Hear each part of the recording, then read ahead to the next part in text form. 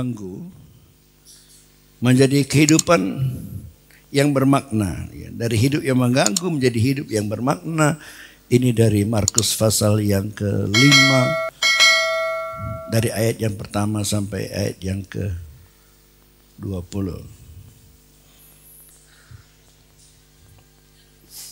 Apa yang saya ingin sampaikan, kita renungkan hari ini. Kita dalam minggu-minggu ini kan sedang berbicara tentang penginjilan. Betapa tugas yang paling penting dalam kerajaan Allah adalah amanat agung. Pergilah, beritakanlah Injil. Jadikanlah semua bangsa jadi muridku. Dan dari apa yang kita lihat, yang diambil, yang dikutip dari kitab Markus pasal 5 itu, kita mengetahui bahwa Yesus mau ke seberang mengalami badai. Yesus tahu nggak akan ada badai? Tahu nggak? Kalau saudara mau nyebrang nih, mau tahu ada badai gitu, saudara nyebrang atau tunda? Tunda. Yesus nggak tunda, dia menyeberangi danau. Meskipun dia tahu ada badai di sana. Untuk menolong siapa? Untuk menolong satu orang yang gila. Coba tanya sebelahnya, mana lebih berharga, kamu atau orang gila? Bilang. Apa katanya? Pasti kita lebih berharga dari orang gila. Kalau untuk orang gila saja pun Yesus rela pergi ke seberang mengalami badai untuk menolong satu orang yang gila. Karena orang itu berharga di mata Tuhan. Dan jangan lupa bukan orang gila itu yang berkata, Tuhan datanglah ke Gerasa, tolonglah. Bukan. Awal dari penyelamatan itu dimulai dari hati Tuhan yang berbelas kasihan. Tuhan tahu di sana ada satu orang yang butuh pertolongan. Ada di sana orang yang dikuasai oleh kuasa kegelapan. Ada di sana satu orang yang perlu dilepaskan. Tapi Yesus sekarang tidak ada di tengah-tengah kita. Dia sekarang sudah ada di sorga. Tapi tubuhnya ada dalam dunia ini sekarang. Siapa tubuhnya? Kita, tubuh Kristus. Dan Tuhan mau kita juga punya hati yang sama. Mengasihi orang-orang yang ada di sekeliling kita, tetangga kita, famili kita, teman kita. Kasihan mereka. Kalau tidak diberitakan, kalau tidak diselamatkan, alangkah menderitanya. Dalam ayat 3, sudah sering ia dibelenggu di rantai. Tapi rantainya diputuskannya, bukan rantai tarigan. Dan belenggunya dimusnahkannya, sehingga tidak ada seorang pun yang cukup kuat untuk menjinakkannya. Ayat 5, siang malam ia berkeliaran di pekuburan dan di bukit-bukit sambil berteriak-teriak dan memukuli dirinya dengan batu. Tinggal di kuburan-kuburan, gak berpakaian. Ambilnya batu. Pukulinya. Kalau dekat rumah kita ada kuburan, di situ ada tinggal seperti itu, berani kita malam-malam pulang. Kurang lampas ya kamu di Jumanari. Sesuatu yang mengganggu, yang menakutkan. Kasihan orang itu. Sama dengan orang-orang yang ada di sekeliling kita. Kasihan mereka. Mereka perlu ditolong.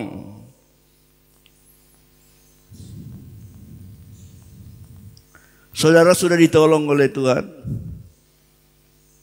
Saudara sudah diselamatkan oleh Tuhan. Apa dikatakan dalam Yohanes 15 ayat 16, masih ingat? Bukan kamu yang memilih aku, tetapi akulah yang memilih kamu. Dan aku telah menetapkan kamu supaya kamu pergi dan menghasilkan buah, dan buahmu itu tetap, supaya apa yang kamu minta kepada Bapa dalam namaku diberikannya kepadamu. Bukan kamu yang memilih aku yang memilih kamu, kata Tuhan. Sama seperti orang gila itu, Tuhan yang memilih Tuhan yang memilih dia, Tuhan yang pergi ke seberang untuk menyelamatkan dia. Dan kita tahu bahwa itu bukan karena kebaikan kita. Itu bukan karena kecantikan kita, bukan karena kekayaan kita. Jadi karena anugerah, bukan karena kebaikan. Bilang dulu sama sebelahnya, bukan karena kebaikanmu kau dipilih Tuhan. Bilang. Jadi jangan sombong kawan, bilang. Bilang sebenarnya tahu dirilah. Kita ini ada karena anugerah. Amin. Amin. Jadi sama seperti Yesus, dia menghargai satu jiwa adalah menjadi kehendak Tuhan. Supaya kita juga punya hati yang sama. Saya berdoa supaya semua orang-orang yang ada di tempat ini punya hati yang sama seperti Tuhan. Ada kawanmu. Coba lihat di sekelilingmu. Ada enggak? Jangankan dulu orang-orang yang belum kenal Tuhan. Yang sudah kenal Tuhan saja. Banyak yang tak beribadah. Yang kita bisa ingatkan deh. Hari Sabtu. Jangan lupa besok hari Minggu ya. Kujemput kamu. Enggak ada bajuku. Kupinjamkan bajuku. Enggak ada kolekteku katanya. Aku yang kasih kolekte. Belajar punya hati seperti Yesus. Kalau Yesus rela pergi nyebrang. Melewati badai danau. Untuk menyelamatkan satu orang gila. Kita kan gak perlu nyebrang danau. Cuma seberang gang. Bagi Yesus. Satu orang itu lebih berharga dari 2000 ekor babi. Berapa seekor babi? Kita jual murah aja ya 1 juta 1 ekor.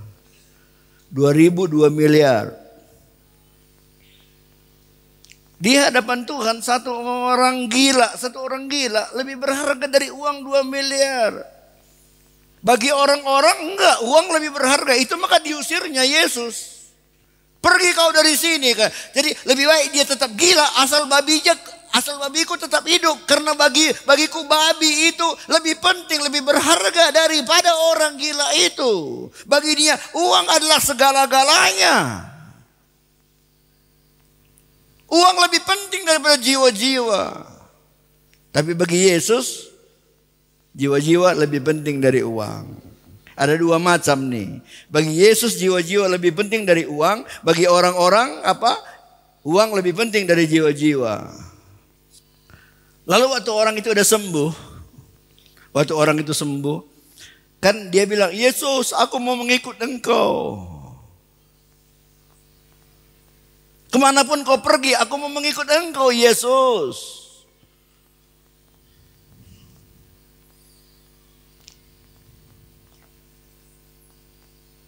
Itu ayat 18. Pada waktu Yesus naik lagi ke dalam perahu, orang yang tadinya kerasukan setan itu meminta supaya ia diperkenankan menyertai dia. Yesus, aku ikutlah sama engkau. Tapi ayat 19, Yesus tidak memperkenankannya. Tetapi ia berkata pada orang-orang itu, pulanglah ke rumahmu, kepada orang-orang sekampungmu, dan beritahukanlah kepada mereka segala sesuatu yang telah diperbuat oleh Tuhan atasmu, dan bagaimana ia telah mengasihani engkau.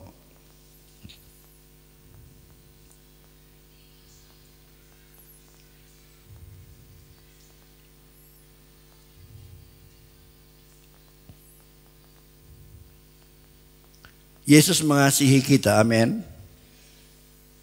Bahkan dia rela mati untuk kita. Artinya dia mengasihi kita lebih dari dirinya sendiri. Lalu sorga itu tempat yang senang. Amin. Tempat yang tenang, damai, tidak ada air mata, tidak ada sakit penyakit. Saudara rindu ke sorga?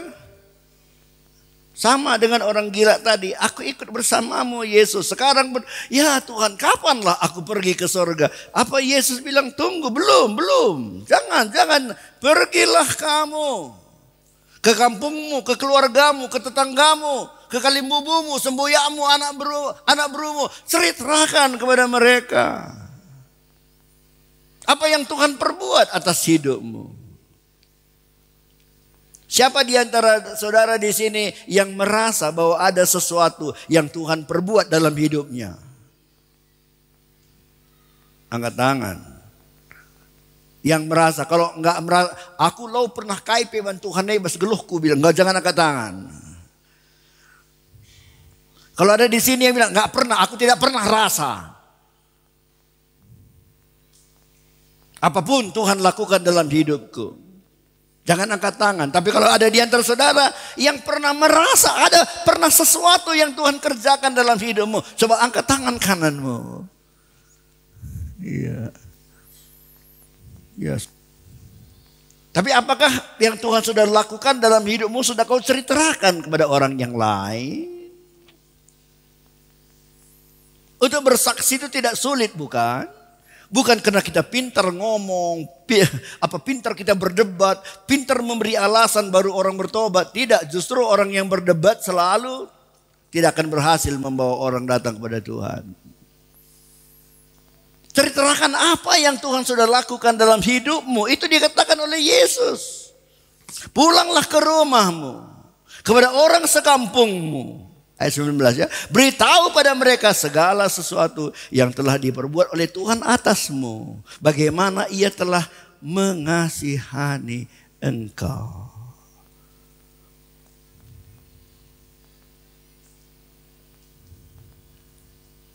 Ayat 20.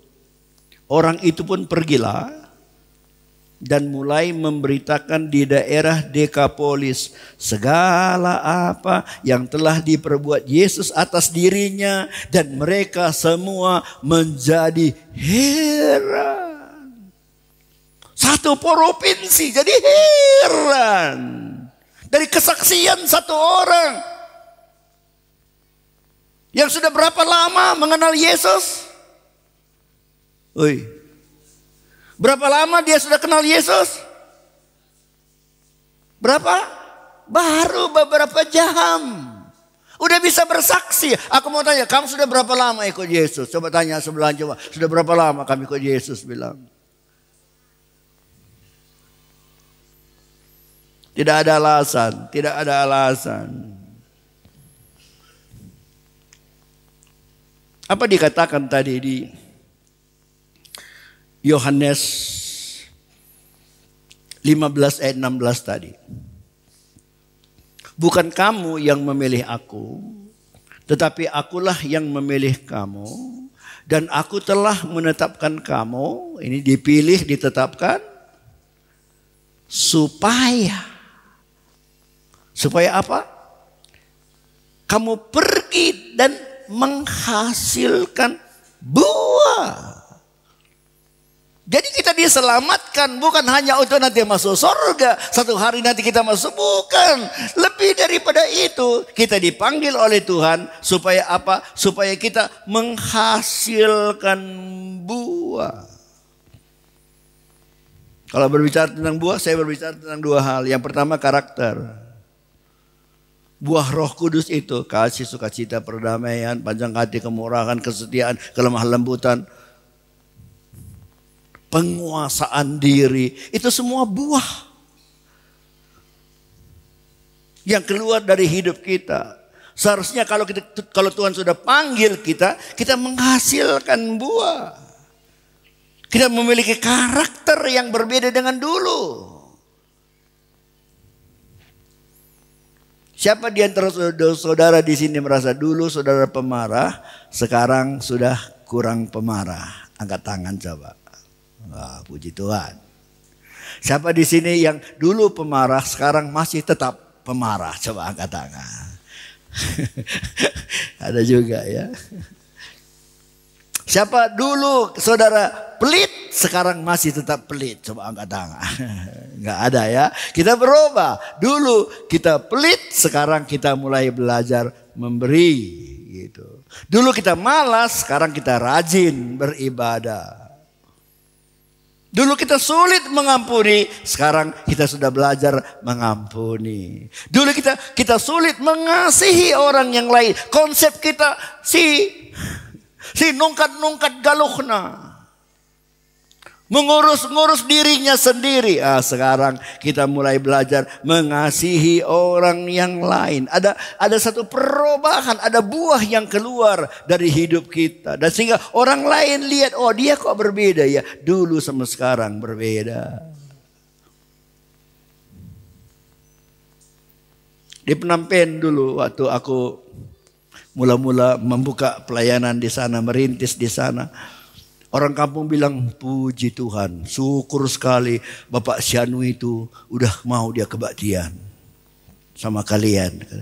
Kenapa aku bilang? Karena dulu sebelum dia ikut kebaktian selalu banyak kehilangan jemuran.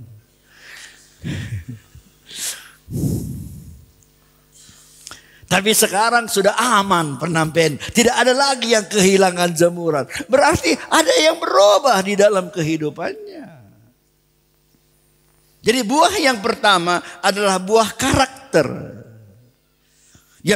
Buah yang kedua yang sedang kita bicarakan dalam minggu-minggu ini adalah jiwa-jiwa yang terhilang. Cuman ada juga khawatirku sikit-sikit gini. Apa yang ku khawatirkan? Masuk kanan, keluar kiri. Masuk kiri, keluar kanan. Waktu pulang nanti kebaktian sambil jalan ke Sipang. Kai gini na pendeta, jang telah ukurkan.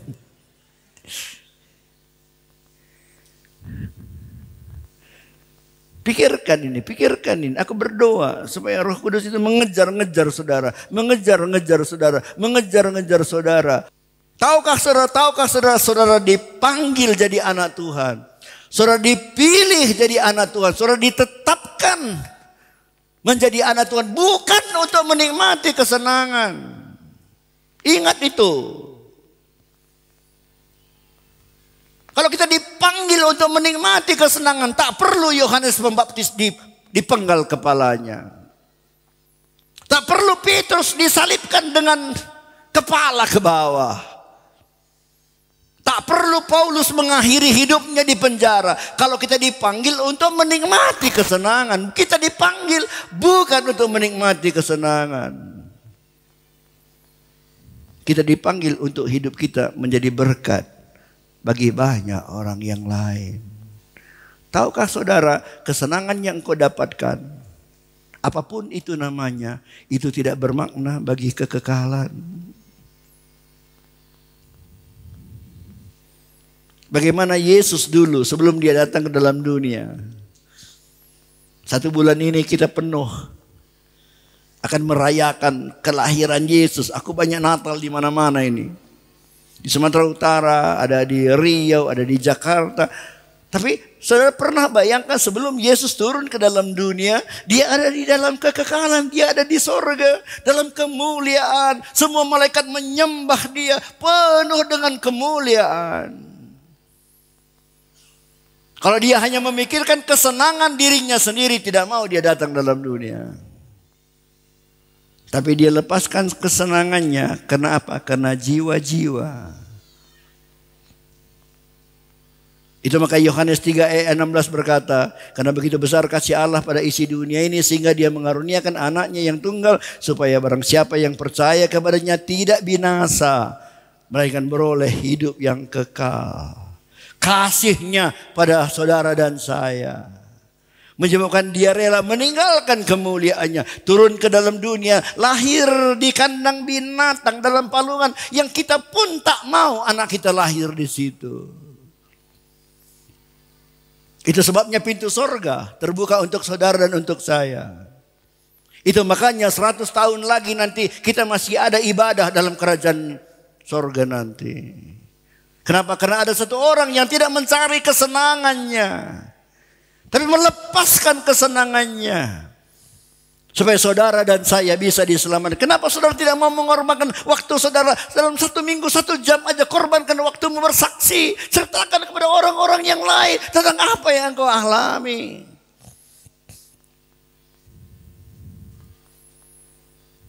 Kalau Musa cuman mau mencari kesenangan dirinya, waktu dia tinggal di istana sebagai pangeran, makanan-makanan terbaik, pakaian-pakaian terbaik, pendidikan-pendidikan terbaik, masa depan yang cerah sebagai panglima, pangeran, gubernur, penguasa.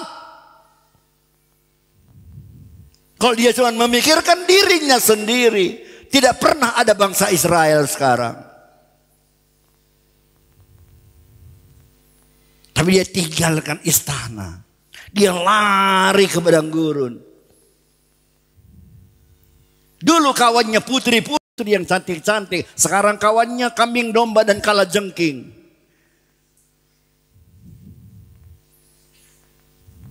Tapi dengan pengorbanannya, satu bangsa dibangunkan. Satu bangsa berdiri. Karena pengorbanannya dia bertemu dengan Tuhan. Karena pengorbanannya firman Allah diturunkan ke dalam dunia.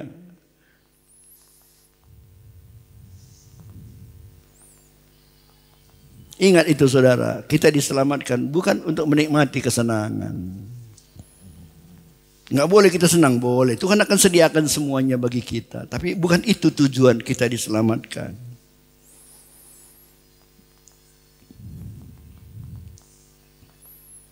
Kan nama orang karo macam-macam, ya kan? Tangkap tarigan, berkawan sama lepas sembiring. Kenapa orang pakai nama dia? Karena hidupnya bermakna bagi banyak orang. Kenapa di sini nggak ada orang yang namanya, ada sini namanya Judas? Karena Yudas hidupnya kacau balau. Saudara, waktu hidup kita bermakna bagi orang yang lain, waktu hidup kita berguna bagi orang yang lain, maka hidup kita akan dikenang.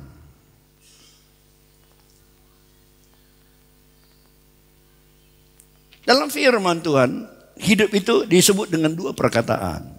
Satu bios, satu zoe.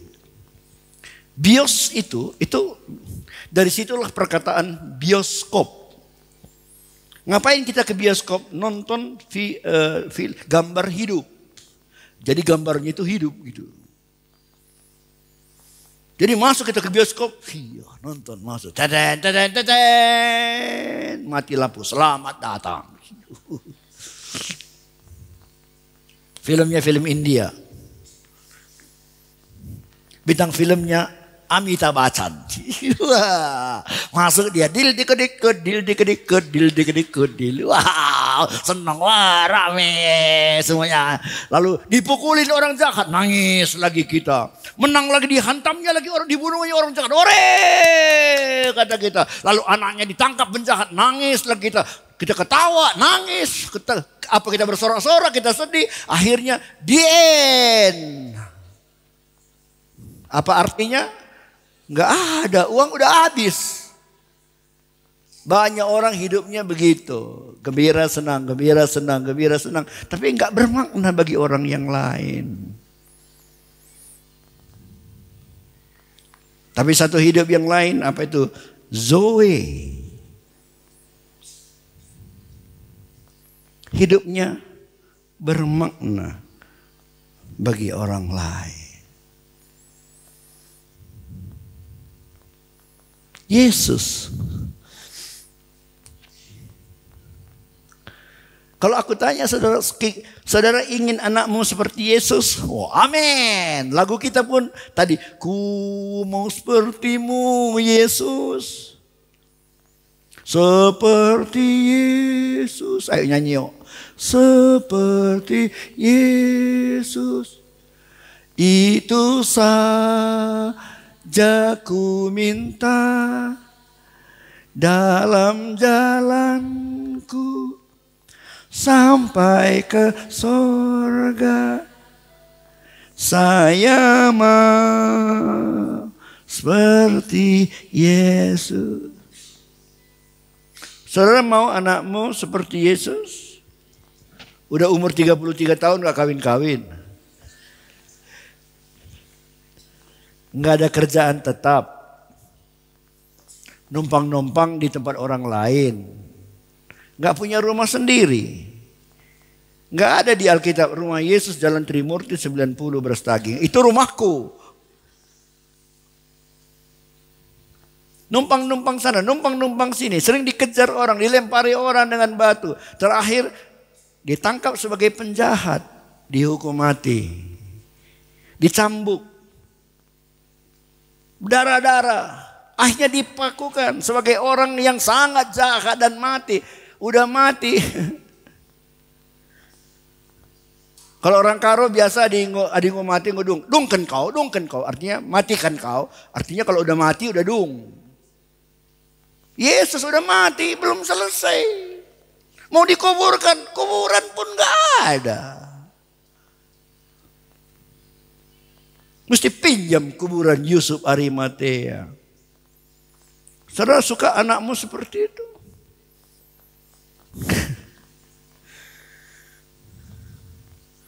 Kalau begitu kenapa kita selalu menyanyi seperti Yesus, seperti Yesus? Yang kita rindu adalah kenapa Yesus itu disebut orang paling berhasil, orang sukses. Tanya siapapun, agama-agama lain pun mengakui Yesus itu sukses, berhasil. Apanya yang dia lihat? Karena hidupnya berarti, bermakna bagi orang yang lain.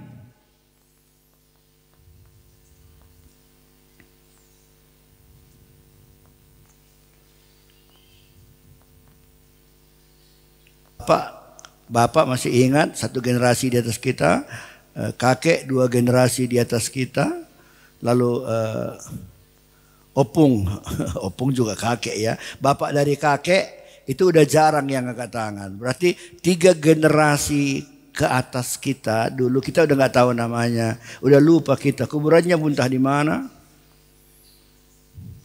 3 generasi di atas kita. Maksud saya begini, saudara-saudara. Kalau 3 generasi di atas kita nggak ingat lagi namanya. Berarti nanti 3 generasi di bawah kita, orang itu pun tak ingat lagi sama kita. 3 generasi di bawah kita, anak kita, cucu kita, entei kita, cicit kita. Berarti cicit kita nanti nggak dikenalnya lagi kita. Lalu pertanyaan saya, kenapa opung kita sendiri kita nggak kenal, Musa kita kenal, Yusuf kita kenal,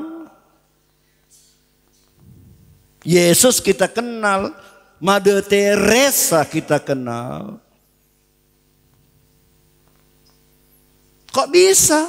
Karena opung kita itu hidupnya nggak bermakna, nggak ada sesuatu yang bisa membuat orang mengenang dia. Tapi orang-orang yang saya sebut tadi, mereka melakukan sesuatu.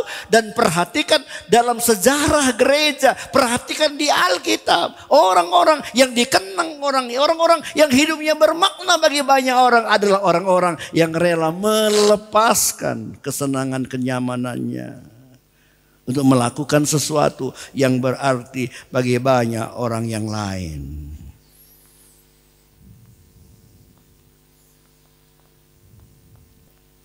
Apa yang engkau inginkan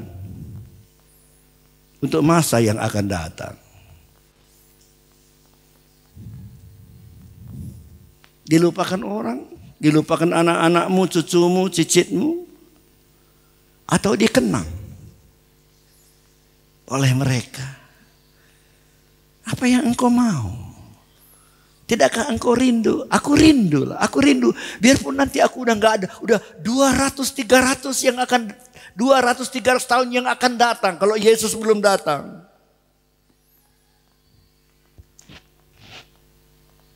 Minimal masih ada orang yang membicarakan hidupku. Masih ada orang yang menceritakan tentang hidupku. Aku rindu. Gimana caranya? Gimana caranya? Bagaimana orang gila di Gerasa itu akhirnya hidupnya bisa jadi berkat bagi orang yang tadinya menakutkan bagi orang yang lain. Ayolah kita mentasarai, ulah mentasarai. Tapi sekarang hidupnya berubah. Kok bisa? Kok bisa?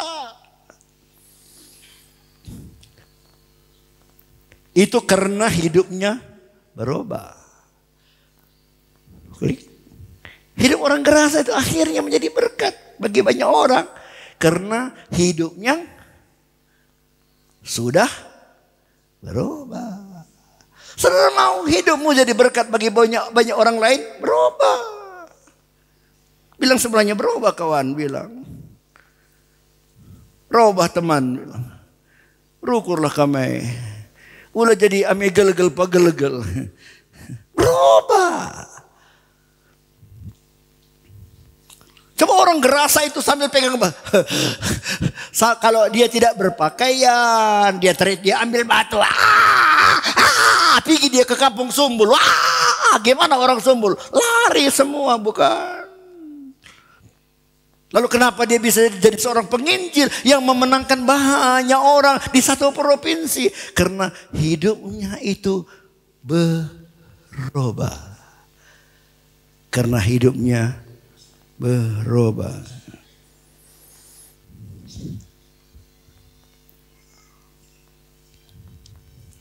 Saudara mau berubah?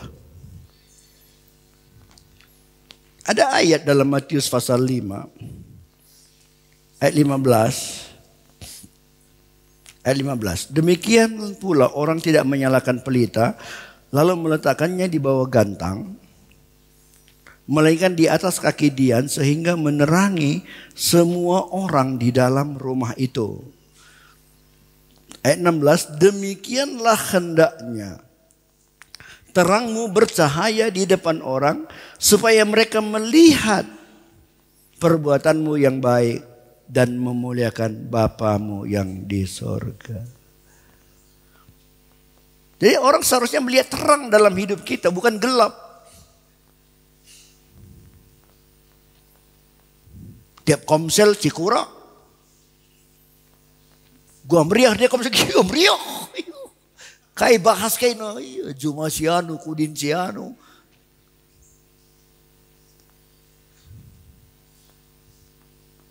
Hendaklah hidupmu jadi terang.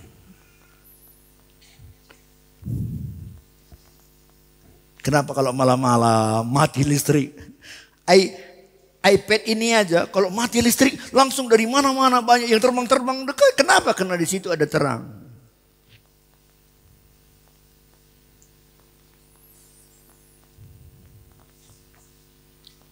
Perubahan hidup itu yang pertama bisa terjadi kalau tujuan hidup kita berubah. Perubahan hidup itu terjadi karena perubahan tujuan hidup.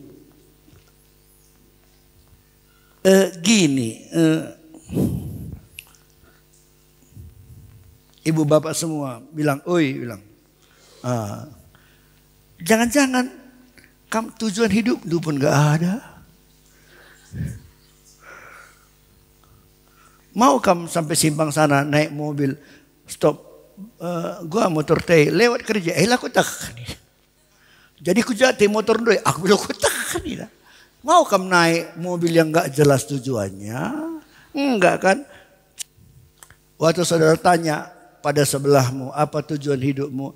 Ada yang jawab, darah misen. Ada? Ada? Ada ya, ada gitu. Untuk apa sen? Untuk apa sen? Untuk nukur beras. Man kai beras. Untuk man gelah megege. Man kai megege. Gelah kujuma. Rekai kujuma. Gelahna nuan-nuan. Man kai nuan-nuan. Gelah ada sen. Man kai sen. Gelah nukur beras. Untuk apa beli beras? Untuk makan. Untuk apa makan? Supaya kuat. Ngapain kuat? Supaya bisa ke ladang. Ngapain ke ladang? Supaya menanam sayur. Untuk apa tanam sayur? Supaya dapat uang. Untuk apa uang? Untuk beli beras. Untuk apa beli beras? Supaya makan. Untuk apa makan? Supaya kuat. Untuk apa kuat? Supaya bisa ke ladang. Ngapain ke ladang? Supaya tanam sayur. Untuk apa tanam sayur? Supaya dapat uang. Untuk apa uang? Untuk beli beras. Menurut kamu kira-kira orang ini apa tujuan hidupnya? Coba bilang dulu sama sebelahnya. Yang dibilang pendeta itu Kayaknya aku itu.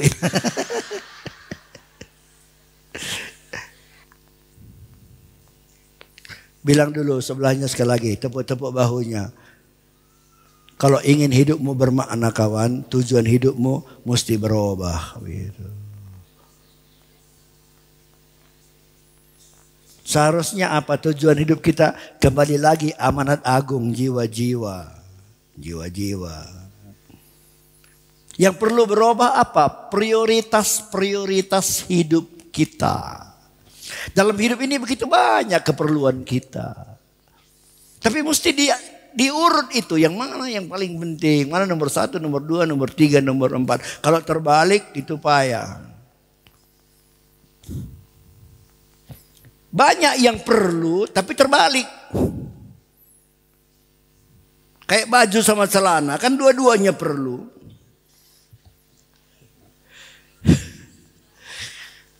Tapi tetap harus celana lebih perlu.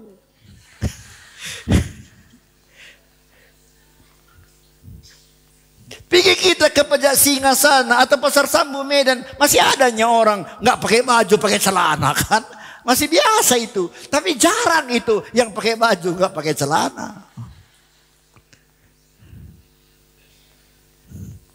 Harus ada prioritas hidup. Mana nomor 1, mana nomor 2, mana nomor 3, mana nomor 4.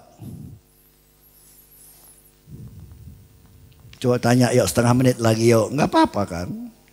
Setengah menit lagi, ayo. Kamu nomor 1 apa tujuan? Nomor 2 apa? Nomor 3 sampai nomor 4 aja lah 4. Ayo tanya coba. Yang tidak melakukan berdosa ya. 1, 2, 3, 4. Ayo. Yang nomor 1 apa prioritas hidup? Nomor 2 apa? Nomor 3 apa? Nomor 4 apa? Saya ajari kamu. Ku ajari. Yang nomor 1 Tuhan. Yang nomor 2 keluarga.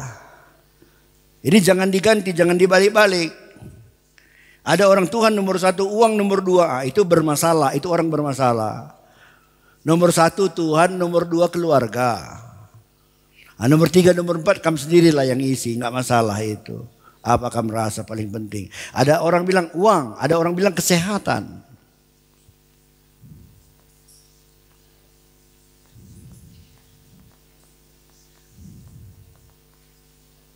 Udah kamu tanya? Udah? Aku mau tutup firman Tuhan ini dengan ini satu pertanyaan. Coba perhatikan ini. Apakah tujuan hidupmu? Nah, kalau tadi orang Gerasa itu Tuhan, aku mau ngikut engkau katanya kan. Awalnya nggak punya tujuan hidup. Orang gila apa sih tujuan hidupnya?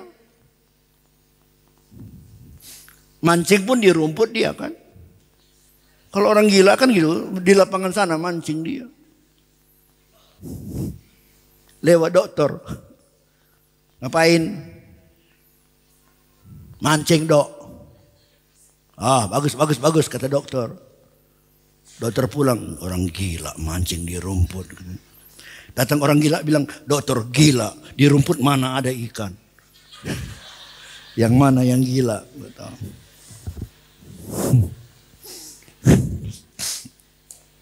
Apakah tujuan hidupmu? Artinya yang untuk itu engkau memberikan lebih banyak waktumu, tenagamu, pikiranmu, uangmu dan lain-lain. Itulah tujuan hidupmu.